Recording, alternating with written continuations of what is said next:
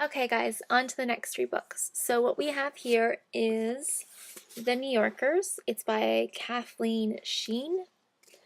And this was kind of cute.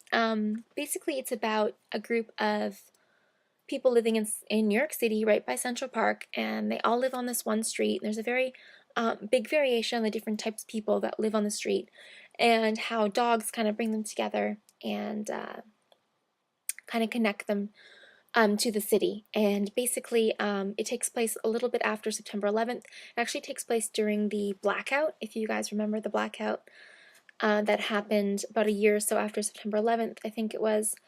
Um, it takes place during then, and or part of that happens in the book. It's not the whole book. And one of the things about New York is that you're in this huge city, and a lot of the times you can either connect with the people around you, or you can be completely isolated in this huge city and never have to talk to your neighbors. So it's how they kind of create all these relationships on their street through animals. And yeah, it's really cute, and it's based on not a true story, but the author's experience had this experience when she got a dog, and it, like the meeting people at the dog park and creating all these friendships with this common bond. I wouldn't say it's chick lit because it's not really a romance book. It's more just about like friendships and finding your way and figuring out who you are and like who is the person that you want to be. There's not happy endings for every single person in the book. It's just kind of about life, and I feel I really enjoyed reading it. It was a pretty quick read. I think I read it in 2 or 3 days. Was it a standout book? Like, was I like, oh my gosh, I'm in love with this book? No, but it was a really good read. I do recommend it. And if you have an interest in dogs, you probably like it even a little bit more, but you don't need to love dogs to like this book. It was pretty good. The next one is called Never Let Me Go, and it's also been made into a movie. This is the movie poster, and it is about, well, it doesn't really tell you what it is about in the beginning. Kind of hints at it, but it never says it out loud in the book. Basically, they're clones. They're not actually human beings. They're clones of people that are used to get their organs harvested at certain points in their life. And then some of the clones don't get the organs harvested right away. They become carers, and they take care of the people going through the operations, because they do like a couple operations, and then I think they don't say exactly, like they don't go into details in the book, but I'm assuming from the way it goes is they take out the brain, because then even though they're still alive, they're not conscious. They no longer like are thinking.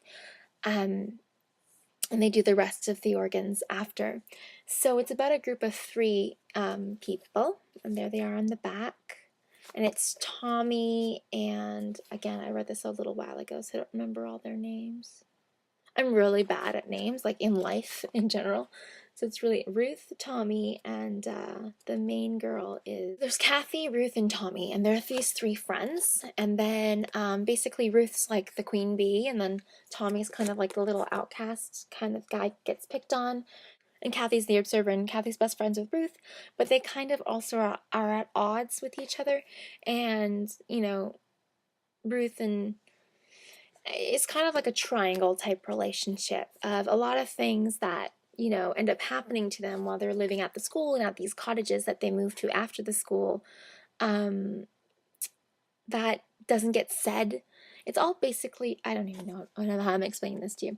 Basically, the book is not about being a clone or dying, but it's more about saying and doing those things that you never did because you were kind of afraid, or you were not sure if you should have done them, or those things that you should have said but you didn't say to certain people.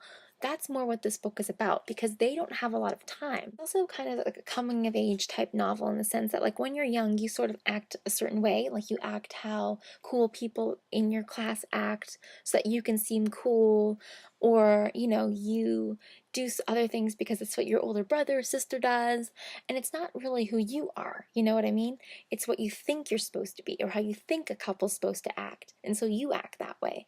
And that's a little bit about how the book is as well. That sort of trying to figure out who you are and making all these stupid mistakes and being kind of this fake person.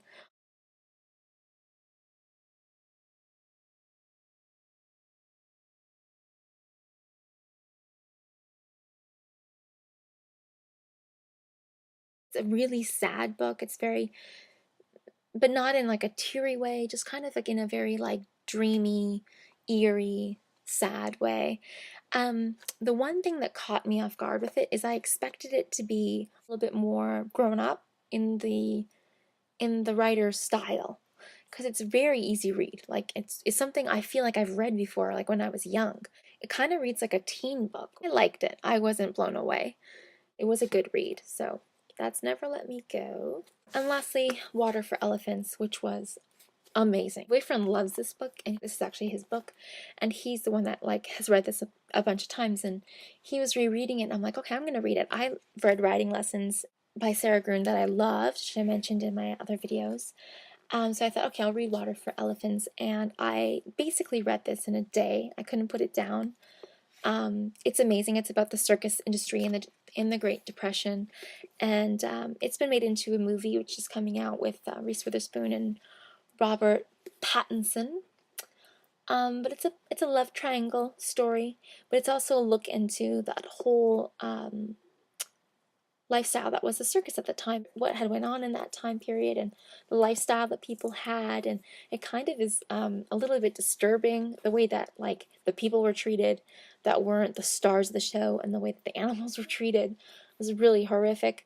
But I guess it's quite realistic to some of the circuses that were going on in the day, because they were quite popular, these trained circuses in that time period. It also looks at the idea of getting older, and because it's told in flashback with Robert Pattinson's character Jacob, and he's like looking back on his life, and he's in a retirement home when the book is actually, you know, really taking place.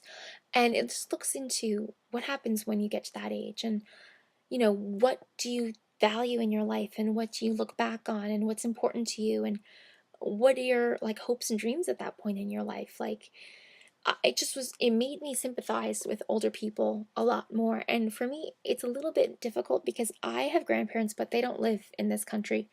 I only see them like once every few years, and they also don't speak English, so it's hard for me to communicate with them. For me, it's hard to really connect with someone of that age group. I mean, my parents are getting older, but they're not like 80, you know, so I don't really have a lot of experience with people of that age. So this book really made me sympathize with that age group and just see them in a different light. Like they're just not like old people. They are like these people who have these amazing experiences, and they still have these hopes and dreams.